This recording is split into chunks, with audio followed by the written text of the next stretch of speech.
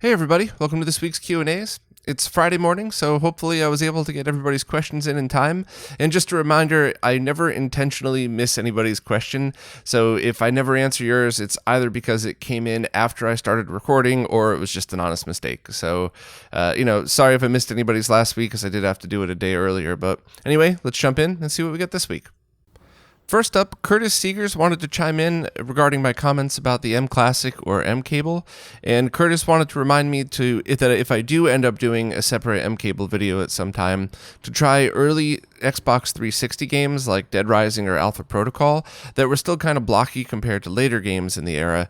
And I agree 100%. Everything that I've seen so far in testing the M Cable, its sweet spot seems to be 720p. And don't forget, too, that those consoles that could output 1080p very often scaled that. So it was rendered in 720p or lower even, but then the console would then scale it to 1080p, and they did a good job. But for the purpose of the M Cable, running those consoles in 1080p going through the M Cable isn't going to look as good as running in 720p and letting the M Cable do the scaling and smoothing. So maybe I'll get back into it someday, but I think I have other things that are probably a little higher on the priority list. Like I said last time, maybe if they're coming out with a new product, I'll dive deep into that. But I have definitely changed my mind on the M Cable in that I really never saw a use for it, and now I do. 720p games, absolutely, it does make a difference. Whether you like that difference or not, that's totally up to you. Or heck, even if you do like the way it makes other games look, it doesn't add any lag, so it's not ruining the experience. So everybody feel free to use it confidently, knowing that you're not hurting anything. But I do absolutely think 720p games are the sweet spot for that. Demo Kirby said that they're looking to try and run Composite and S-Video into their GBS-C. That's the mod for the GBS 8200 that is pretty incredible and makes it do a bunch of very awesome things.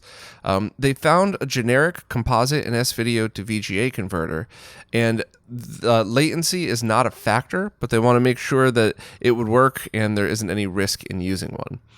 So that's a very interesting scenario, and I'm very curious as to why latency wouldn't be a factor. But to answer your questions, first of all, it would be perfectly safe to use because that's outputting standard VGA voltages, which the GBS can absolutely handle. Would it work?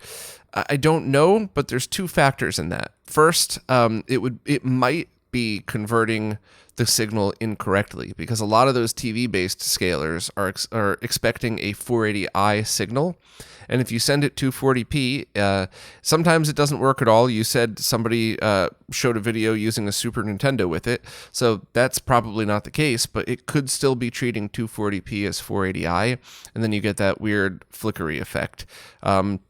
Now, I don't know if that's a factor for you at all, but that's certainly something to keep in mind.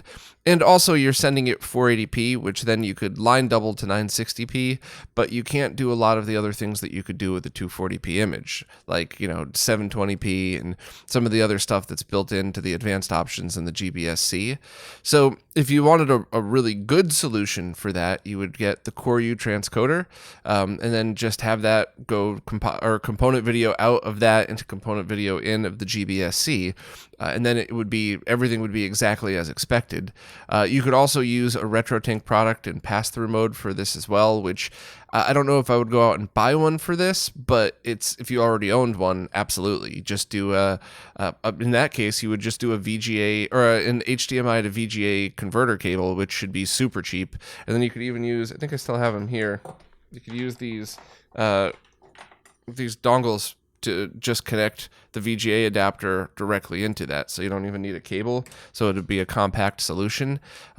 So overall, yeah, that's, and of course that might add lag depending on what it is and how it scales and all of that stuff. So it should all work, but there would be better solutions available. However, you said latency doesn't matter, so this might be a streaming thing. This might be something where you've split your signal already and you just need to get something out to your scaler.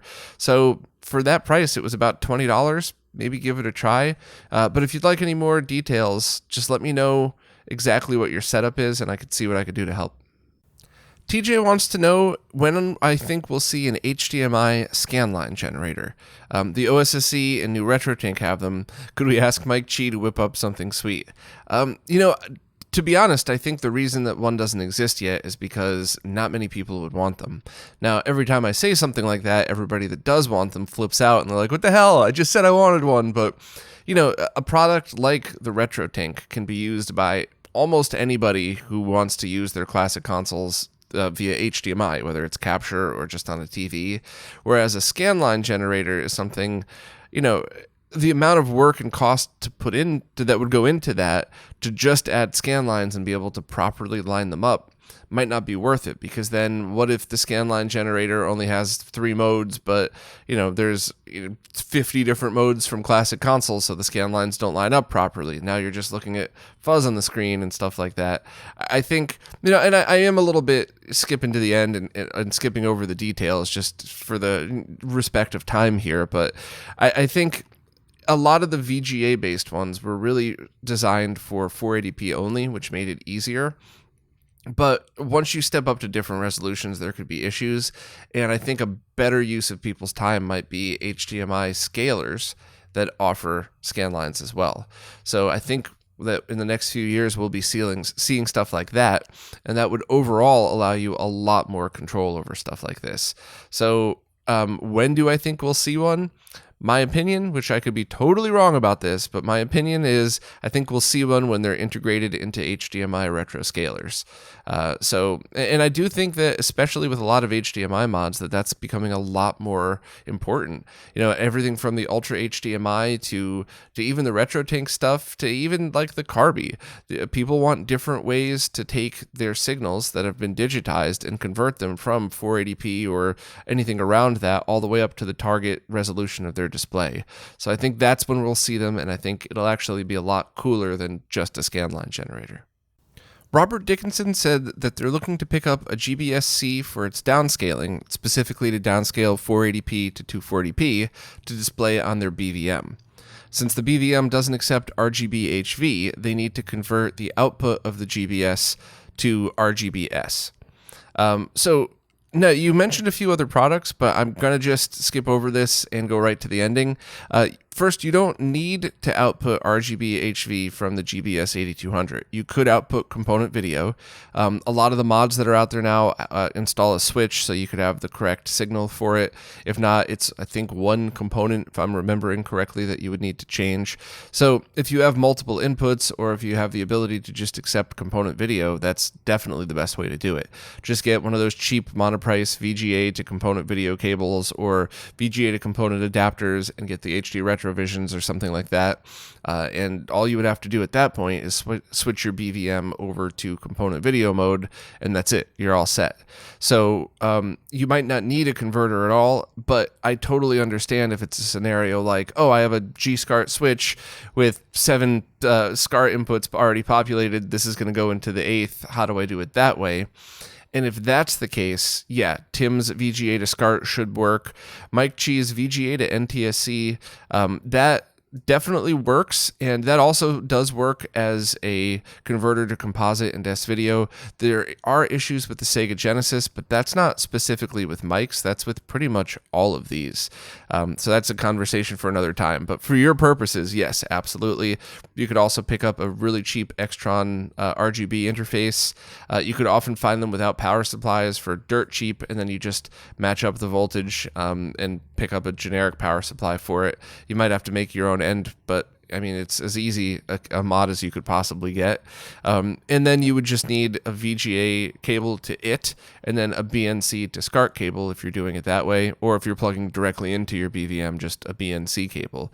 So there's lots of solutions out there, ranging from by the community for the community to repurposing high-end video devices.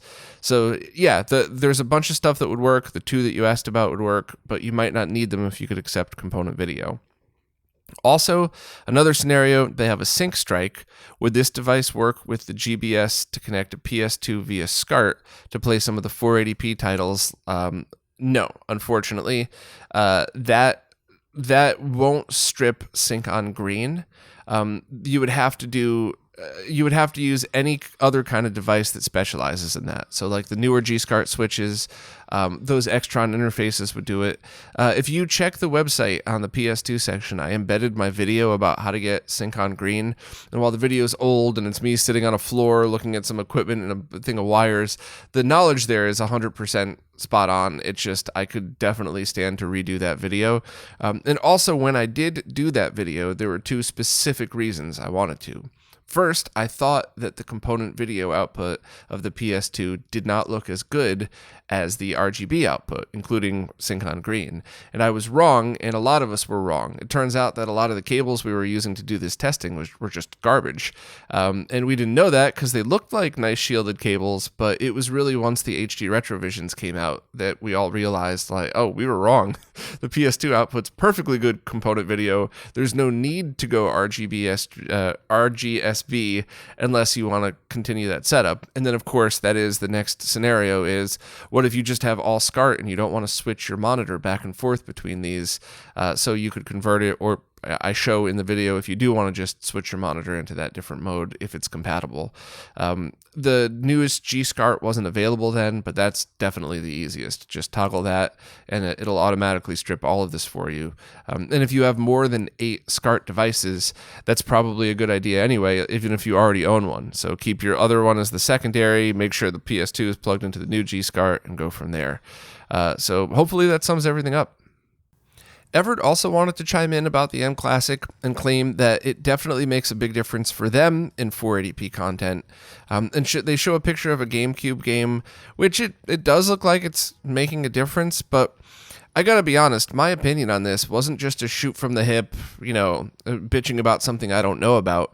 My statements are because of hours and hours and hours of content, of comparison shots, of zooming in and trying to do analysis of these in the videos, and even, of course, just playing on a TV just to get a real world experience with it. And while I never ever mind being wrong, I need facts to convince me that I'm wrong. And I mean this with the utmost respect, but one screenshot of one scene in one GameCube game is not that. And it's certainly not going to go up against the hours and hours of footage that I have on my hard drive right here, where I've done these comparison shots and just gone, this isn't really doing anything in most cases. And I think MCable's own comparisons, especially of like the Switch stuff that they put online, is essentially exactly what you just did. And they took one scene in one part of one Switch game and showed what a big difference it made, but completely ignore the fact that you could play that game for an hour straight and only have a few seconds here and there where it has that same effect. Once again, I believe that was probably like a 1080p thing for the M cable, but staying in context of your comment, I wouldn't say things like it definitely makes a big difference in 480p, because it doesn't. It might make it with in some scenarios with some games that are rendered in a certain way. So, once again, I'm not insulting you. I'm not starting a fight. I'm just very pragmatically, as nerds, saying that my many, many, many hours of recorded footage and comparisons of these things have a different result than what you're having. So once again, I could be wrong. Maybe there is an excellent chance that the 30 games or so that I've tried with this just don't work well with it. I haven't tried all, the tens of thousands of games that you could possibly mix in with this, and maybe the games that you've played do work well with it. But I would need to have that data myself, and I would really need to have my own experiences with it in order to say anything other than what I've been saying. But, if I stumble across more footage and I realize I'm testing it with the wrong games, I will not hesitate to jump up and say I'm wrong, but my statements are absolutely based on so much research, not just like I played 2 games and started shitting on it. So, just once again, I'm not trying to start a fight or anything. I'm not trying to insult your comment. I did just want to address it because I didn't want to blow off your statement. But unless you've done as much testing as I have with similar games, then I certainly wouldn't make that statement at all. Dr. Mookhouse had a bunch of questions, so I'm just going to give the shorter answers just out of respect for time, so please don't think I'm getting snippy with you or anything. Number 1, what's the latest on an RGB mod for the Atari 7800? I've not heard much recently or know if anyone's even working on something for the 7800. The last I heard, Tim was working on it and then kind of put that project aside for other stuff that he felt would make, would affect more people. I'm always trying to word that properly. I almost said that more people would care about, but that's not fair, because if you're a giant fan of the 7800, I don't want to put somebody down, but it is just from a sales standpoint. If you can spend 1,000 hours on a project that'll sell 5,000 versus spending 1,000 hours on a project that'll sell 500, it does make sense to concentrate on the bigger scoped stuff first. And I think that's what a lot of people's opinions on the 7800 RGB mods are. So at the moment, I don't think there's anything out there. I hope I'm wrong, though. 2, nothing soon on the 7800, but what about options to get an Atari 2600 modded and outputs component via an HD RetroVision cable or something similar? Jose is doing that right now for me. I dropped off a Vader Edition 2600 as well as the 2600 RGB kit, and I asked that he try to make a no-cut mod out of it. So there's going to be a cable dangling out the RF hole, which I think is totally fine. Other people would call that messy. Don't really care. That's my opinion and my console. But I've asked that he make sure that the circuit outputs the same as a Genesis 2, specifically so that if I ever needed to, I could use HD RetroVision cables for component video or the Rad2X for a quick and dirty HDMI conversion. So I should have info on that soon. There's a lot of projects that I've done. I guess I'm getting a little off topic, but there's a lot of projects I've done in the past couple of years that I wanted to get the info out, and I just didn't have the time to do it. And I think based on the people that I've spoken to, that's really a good fit for a live stream. So, set up my camera in front of my table, put the products that I'm talking about out there, and just talk openly like I am right now, and then take questions live and just kind of hang out and do a live stream based on it.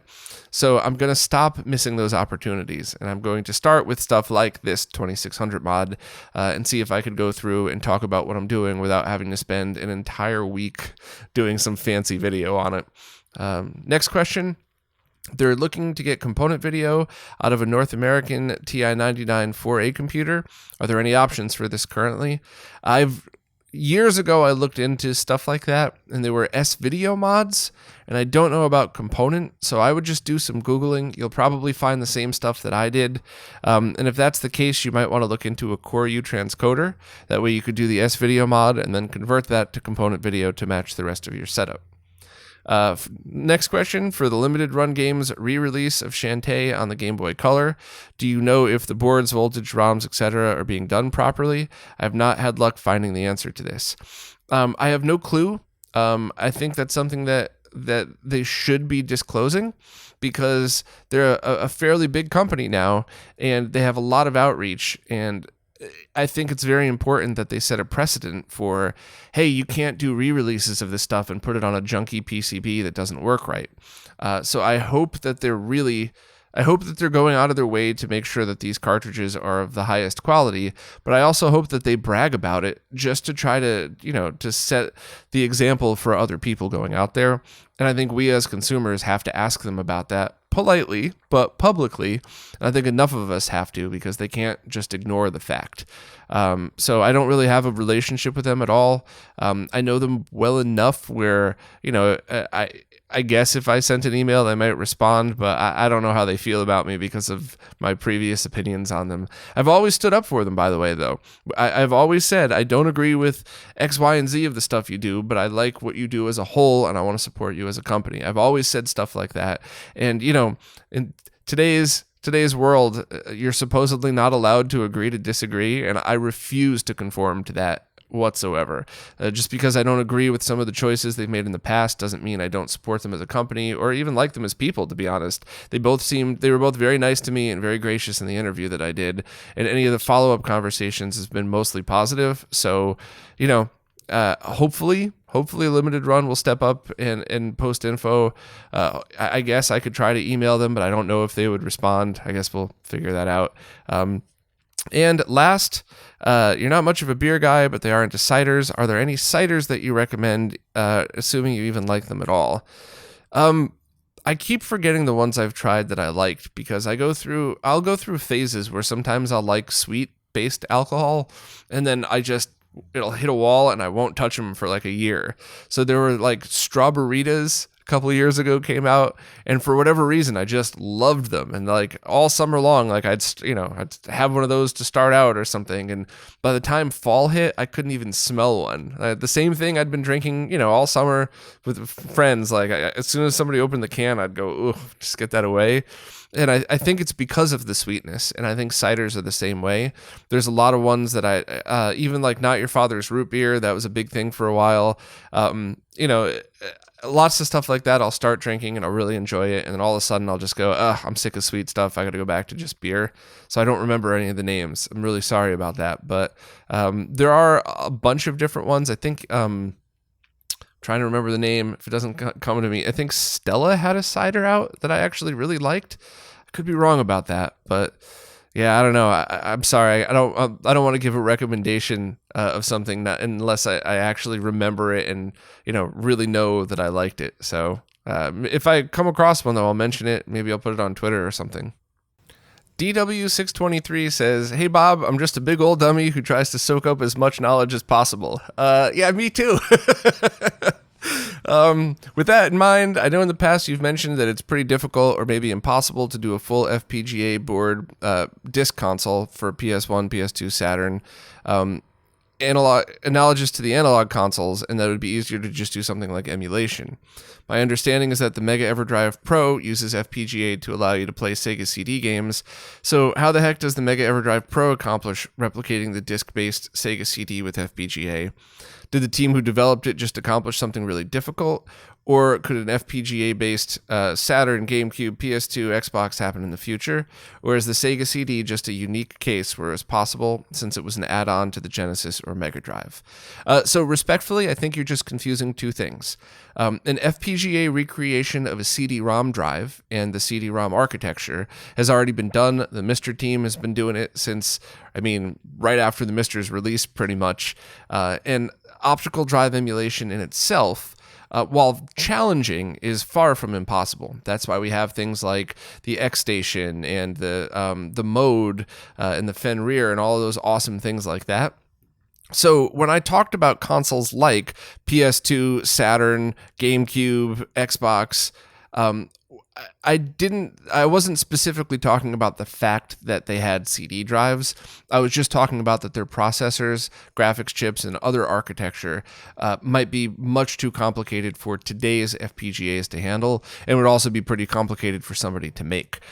So just make sure to separate that in your mind. CD is one thing, the processor architecture and the actual motherboards that are in there are another. FPGA's already got Sega CD stuff, or all CD stuff down. And that's another reason why the Sega CD specifically, the fact that it emulated the optical drive part wasn't the hard part. It was emulating all of the chips, which are of essentially the 16-bit era, which, as we know from Mr., that's something that has been done. That's pretty much it. It's not that it's CDs, it's just that it's much more complicated chips on the boards. Cam says the RetroRGB website seems to indicate that newer Nintendo Wiis have higher video quality than older ones. Any idea how the video quality or other attributes of the Wii Mini and the top-loading black or red consoles stacks up to the other Wiis from a retro gaming standpoint? To be perfectly honest, I've never even used one before. When I was really into the Wii, I used so much homebrew with it, and not for stealing Wii games, but for a lot of the homebrew stuff that the community made, a lot of the fun, a lot of emulation, a lot of ways to experience different games. So the fact that the black and red top-loading mini Wiis couldn't be hacked, to me, they were just useless. Now, I don't know. I think I would like to revisit that. I don't believe you could install an HDMI mod in them, but it's something to think about, and it's something I might look into, but I have no knowledge on those whatsoever. And just as a note, if you install the Wii Dual, or I guess, any of the open source other variants of that, into any model Wii, they're all going to look good. So there's another project out there that's designed for the launch model Wiis to install HDMI. And if you install that would have equal output to the HDMI from any of the other models that the Wii Dual is compatible with. So that's just an aside. If you're into modding, you don't really have to worry. As long as it's compatible with the kit that you're installing, the HDMI output should be the same quality on all of them. Focus said they're running into problems with arcade machines, and they're having no luck fixing them themselves. They have a Marvel vs. Capcom Revived on the CPS2 with no audio at all, and a Sega Naomi 2 that fails to recognize the NetDIMS option board 99% of the time. They live in Seattle, and we're hoping that I might know of anybody in the area who could possibly help me out, or if anybody watching or listening is able to help, they would really appreciate it. I don't specifically have experience fixing those two issues, and I also don't know anybody directly in Seattle, but hopefully somebody listening could point you in the right direction. There's a lot of people around the world that are willing to help on forums that as long as you could sift through some of the toxicity that a lot of these places have, there are more good people than bad on all of these. It's just sometimes hard to realize that when the bad comments are, exploding in your face. But, they both sound like fixable issues. They're both things that I've heard friends talk about before. I'm just not enough of an expert to point you in the right direction. So I guess I would start with the forums, and then I would also ask there, hey, is there anybody that's fixed this before? Is there anybody that's done this that I could mail the board to, or that could do a house call in Seattle or something like that? So that's always my advice.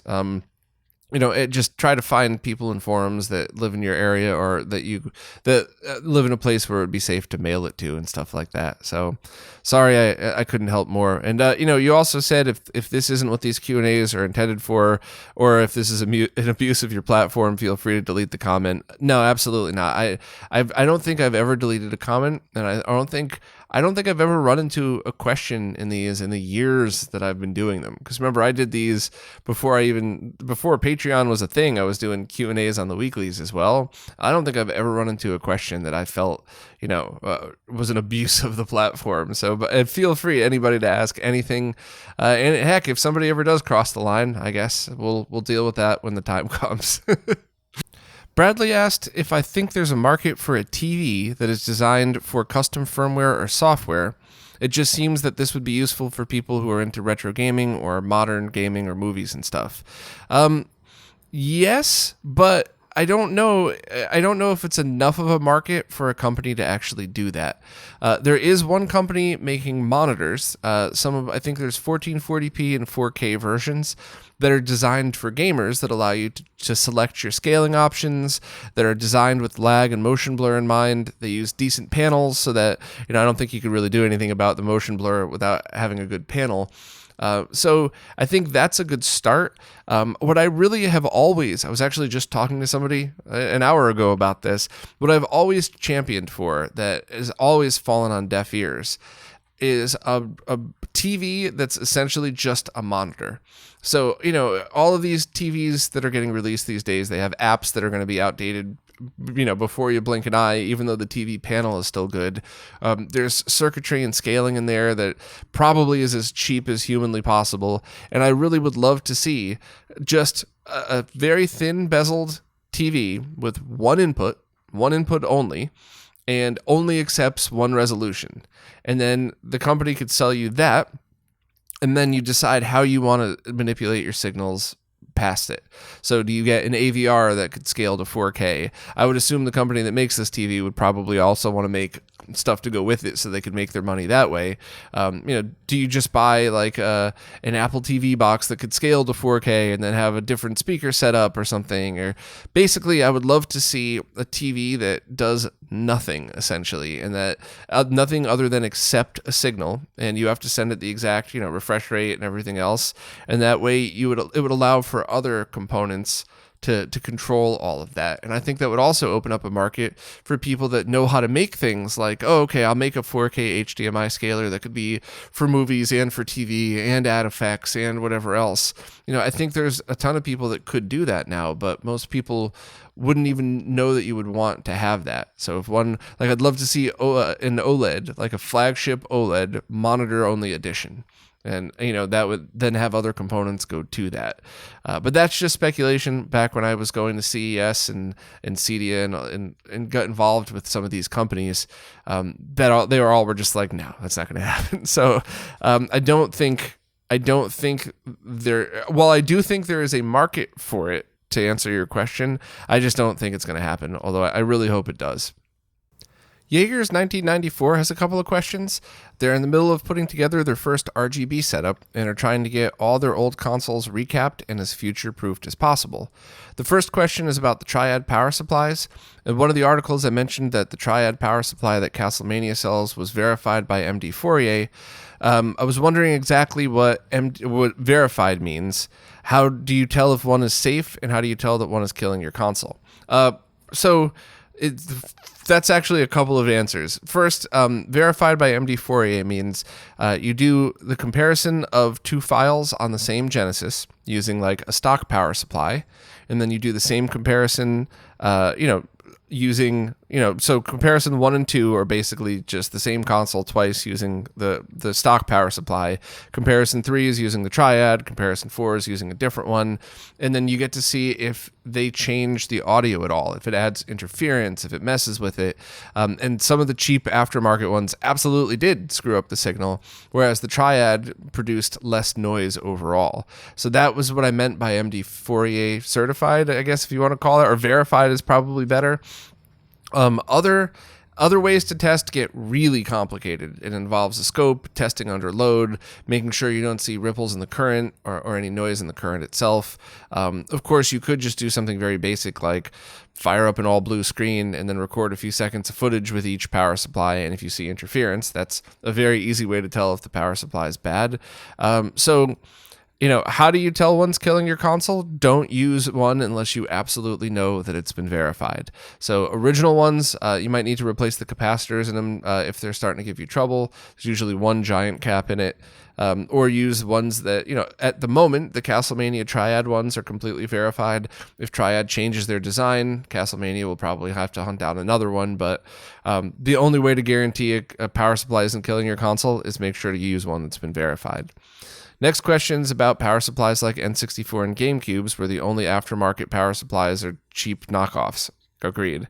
Is the best way to have a power supply for those to recap them? Yes, definitely. Just be very careful. Some of them hold their charge. You don't want to unplug it from the wall, unbolt it, and grab it immediately. Try to discharge stuff like that. But yes, absolutely replace the capacitors in those, and that should gain a lot of life out of those. And lastly, you were wondering about power conditioners. I am not an expert, but I know some. And the best way to explain with retro gaming setups is to have some kind of conditioning just to make sure that the signal you're getting is safe. So the APC boxes that I link to in the Amazon link, which is in all of these videos and everything, that was verified, and that's what I use in a lot of my setups.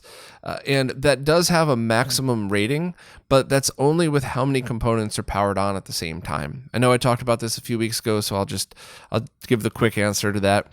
So if you have a setup with a large power strip, or you have 50 consoles plugged in, and it's all run into this one box, but you only have one console powered on at a time and one monitor powered on at a time, it doesn't matter. It would only be a scenario in which like you're running a tournament and you have all of them powered on at the same time. Yeah, you got to make sure that you have enough of those to match how much power is being drawn. But in a home setup, it should be fine. You should be able to plug everything into this one, plug the one into the wall, and you're good. And it's not just the conditioning. In a scenario like that, if lightning strikes, in most cases, I've seen some very crazy stuff, but in almost all cases, that power conditioner box dies, and that's it, which is awesome because that's what you want, essentially. Whereas like those power strip surge protectors usually just link all the ports together, and all they technically are is a power strip.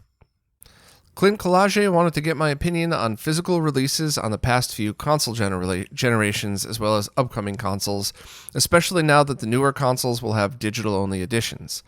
Additionally, for a few generations now, the game on disc you buy is obsolete the instant it is pressed, since there are day one patches and many subsequent patches. If you want to buy a physical edition so you could pick it up and play now, but also in 20 years with grandkids, I feel this really isn't an option like it was for games of our childhood.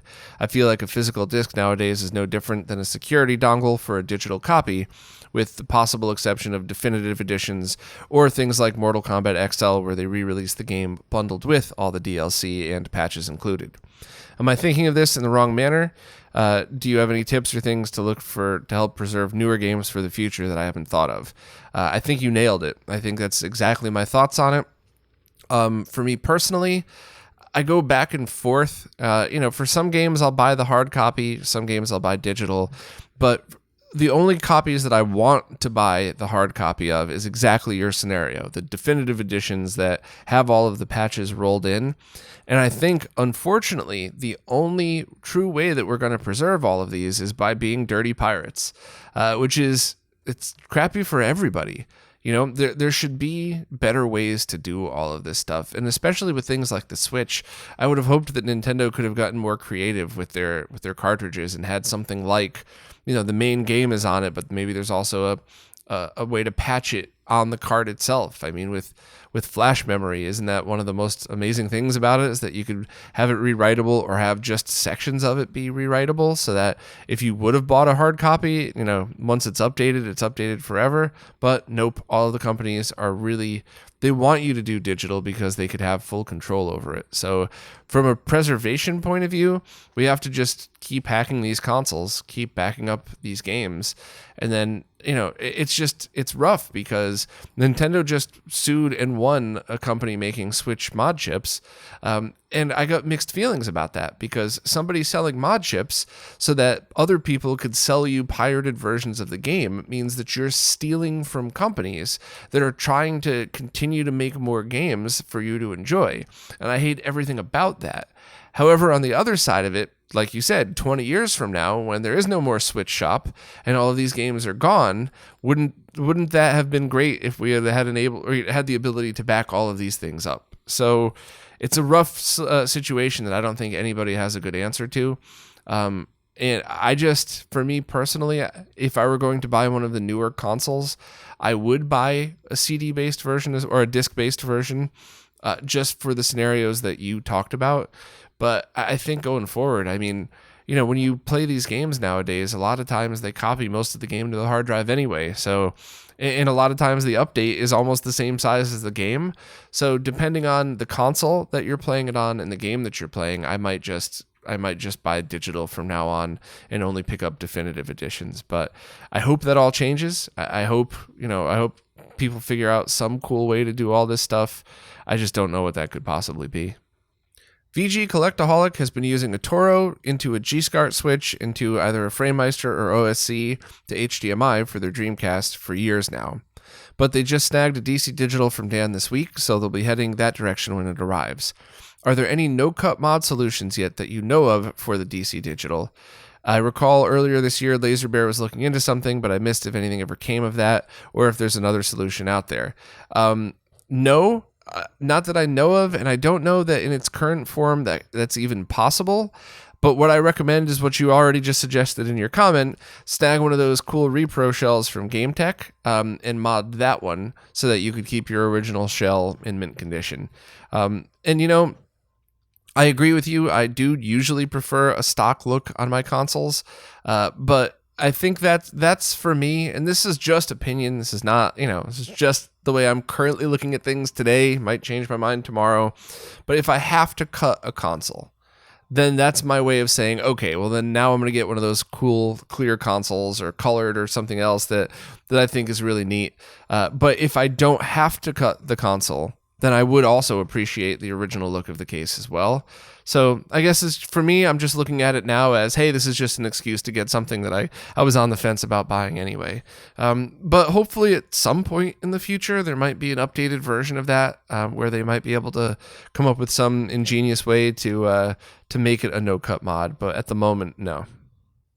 Colin Kenny said that they have the opportunity to pick up a 32-inch CRT, and they're unsure if it's worth the trouble. It only has composite, which I know won't look bad, but they've just got their RGB and component set up, and it seems silly to then buy another piece of hardware to lower the quality to put it into a CRT. Also, 32-inch TVs are so heavy and big. On the other hand, I know they're hard to come by, so I'm not sure if I'm just being foolish and picky. I recently got a TCL 5 Series TV and have been very happy gaming with their OSSC. So what do you think? Worth driving out almost an hour for a TV of unknown condition and only composite?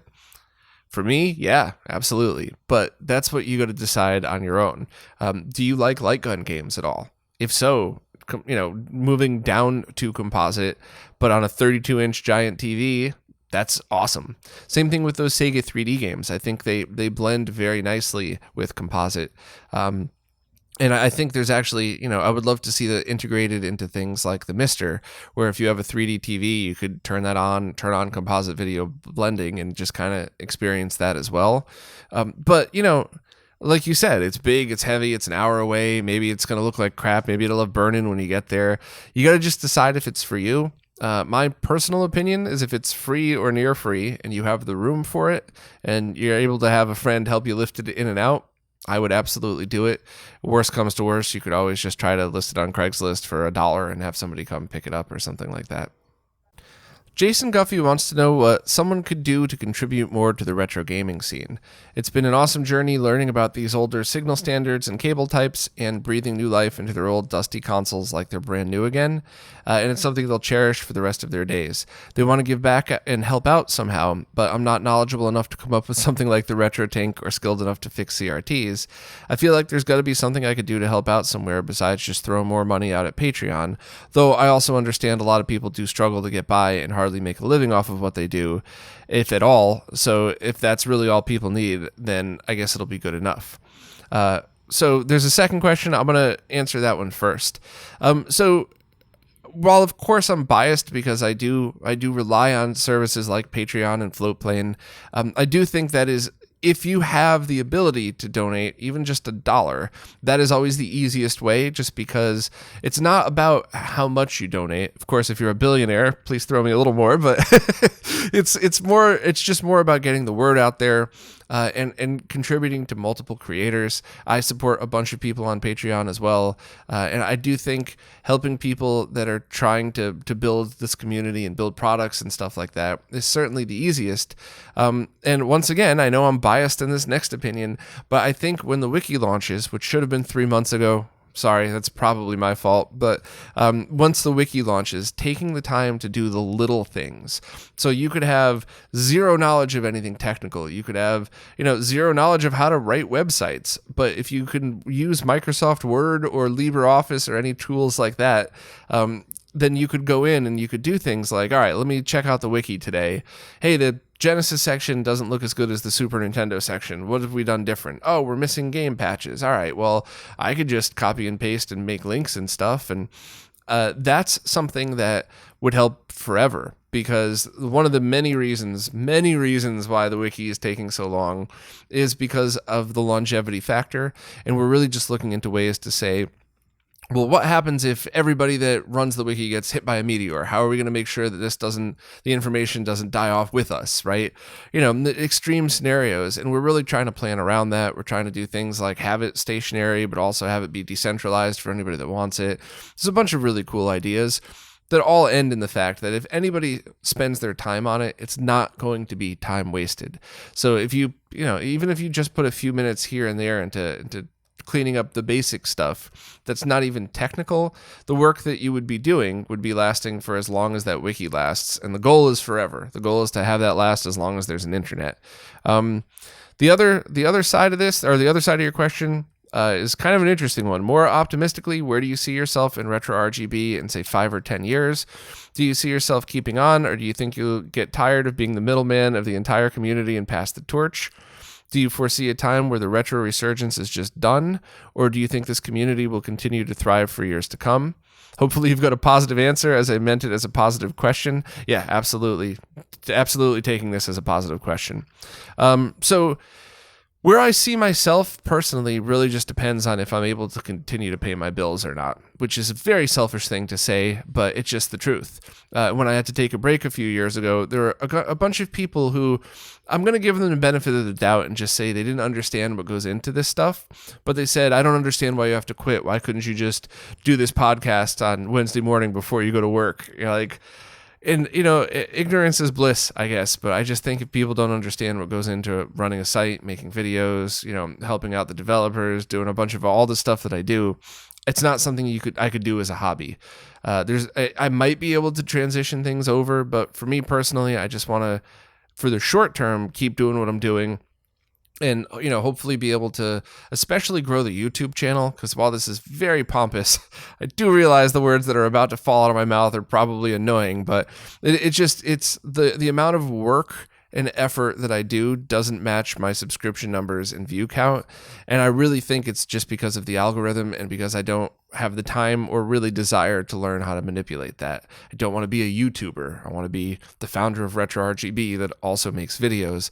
But it is a little bit maddening when I put 35, 40 hours into a video, I get 10,000 views, and somebody else pretty much copies my idea exactly, and they get 100,000 views, and it's not even, it's either a copied video, or not as much information as I have. So I'm pretty sure that's algorithm based, and I do need to work on that. But as far as long-term stuff, do I think I'll get tired of being the middleman? And no, I don't think I'll ever get tired of this.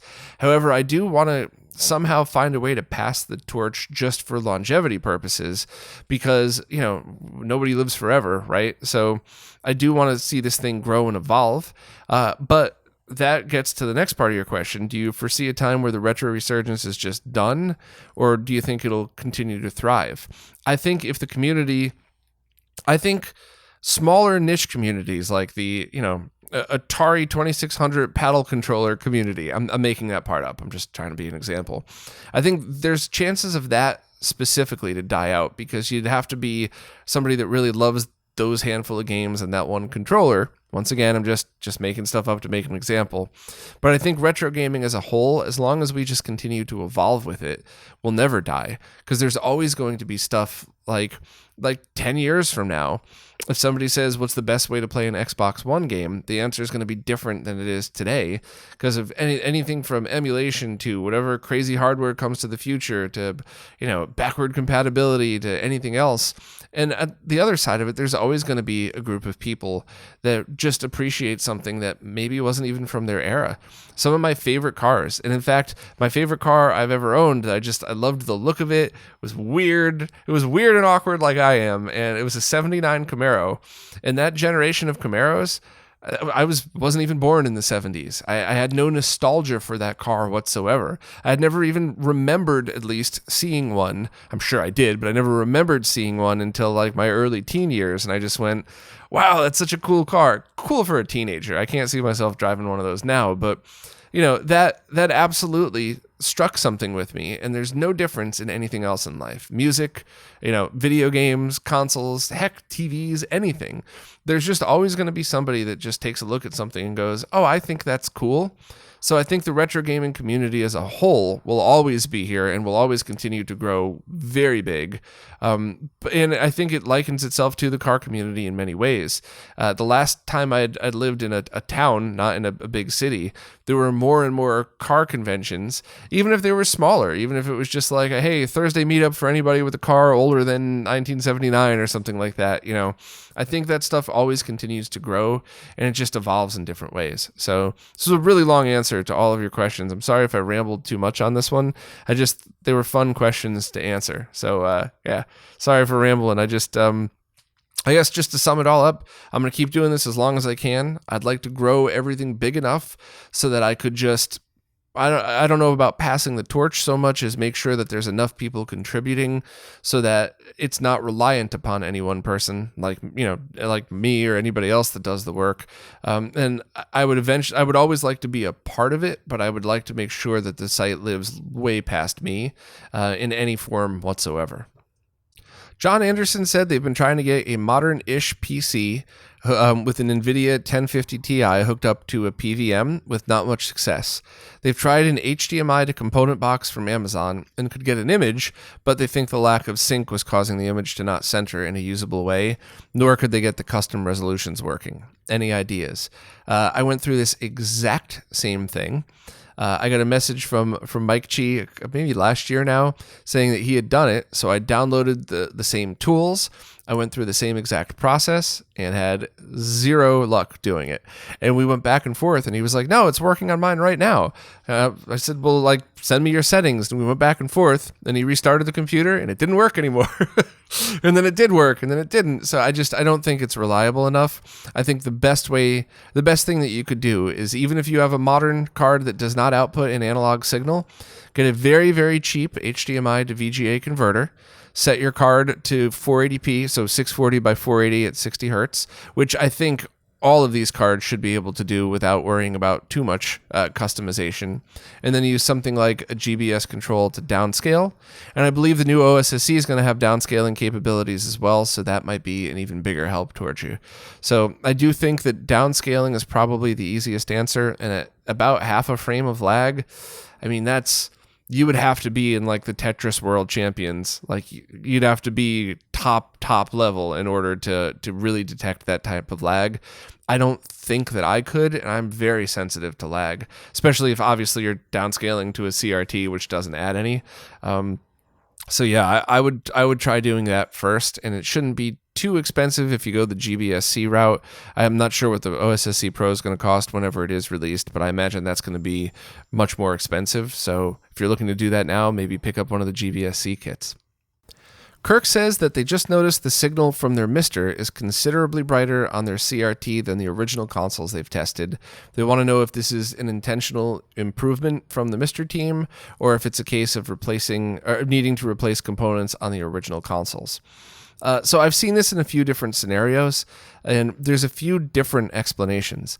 The first is very simply that analog outputting consoles outputted a very wide range.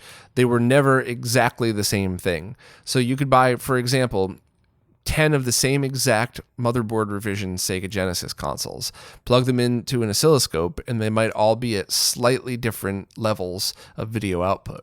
And the reason for that is because, when these companies were making these in the 80s and 90s, there was absolutely zero reason to have anything perfect. And there, even in the late 90s, I don't think TVs were good enough to be able to see all of these differences that we see now, especially on flat panels or if you're using a broadcast monitor. So I think they just used components that had a wider range of tolerance. So it is absolutely plausible that the consoles that you have are just outputting lower signal than the recommended 714 millivolts of RGB signals. It's also possible that the cables that you're using might have some kind of factor involved. Did you get it from reputable retailers? Did you get it from them many years ago before they'd perfected their manufacturing? There's always the cable factor involved as well. And there have also been times that I've seen the Mister and contacted the Mister team and said, hey, I think this is too bright. I don't know if it's the voltage coming out. I don't know if it's programmed to the cores. And they had a few answers for that as well. Where'd you get the I/O board? How well is the I/O board built? Which core, which game? So it's, the Mister is always evolving in a really good way. So I'm going to continue, I'll mention your comment to them as well and just see, you specifically mentioned Genesis and Super Nintendo. I've seen it also with the Neo Geo. So I'm going to look into this as well. But I don't think I would go out and start, if you're using a combination of original consoles and the Mister, I don't know if I would go nuts trying to fix stuff on your original consoles to get it to match, assuming that, the issue is just that they're darker. I think I would just kind of appreciate the differences as they are. And the only other thing would be, you said is considerably brighter. Considerably brighter, I've never seen something where it looks like somebody jacked up the brightness knob on my monitor. So I would just double check your settings and double check where you got the I/O board from as well. It's an open source project, so anybody could make these things. And getting it from some shady dark web eBay seller is going to be different than getting it from Porkchop or one of the places that have been known to make good stuff. And just an aside, I'm not saying that everybody who sells Mister stuff on eBay is shady. I'm just saying there absolutely have been low quality stuff being sold on eBay. So it's always just a factor. But yeah, I mean, I'll follow up on that too. And I'm also curious for myself. So I would just kind of use it as is unless there's a big issue and keep updating the Mister course. Well, that's it for this week. The jackhammers and saws have started. I don't know if anybody heard that in the last couple of questions that I answered, so I'm just going to hurry up and end this one so none of it bleeds through. But as always, thank you all so much for participating. And of course, thank you to everybody that supports, because without your help, none of these videos, the behind the scenes research, or the website would ever be possible. So thank you all so much, and I'll see you next week, hopefully with less noise coming from outside.